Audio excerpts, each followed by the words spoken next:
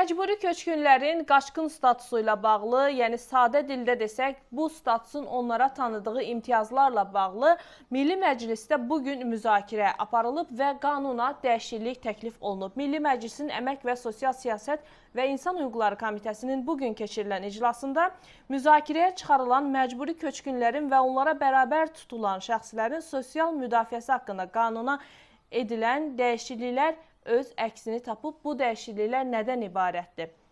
Hazırda mövcud olan, qüvvədə olan qanuna əsasən Azərbaycanda məcburi köçkünlər və onların statusuna bərabər tutulan şəxslər köçürüldükləri bölgədə, ərazidə 3 il müddətində bu statusu daşıyırdılarsa, hazırda isə təklif olunan qanunda onların həmin ərazilərə köçdüyü andan etibarən bu statusu itirdikləri mənasına gəlir yeni təklif olunan dəyişiklik.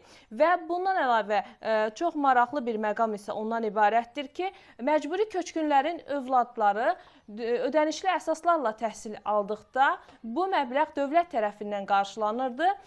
Hazırda təhsil alan məcburi köçkün ailələrinin övladlarının təhsil haqqı ödənişləri ilə bağlı hər hansısa bir dəyişiklik olmayacaq yeni təklif olunan qanuna görə. Onlar əvvəlki qaydada öz təhsillərini başa vura biləcəklər.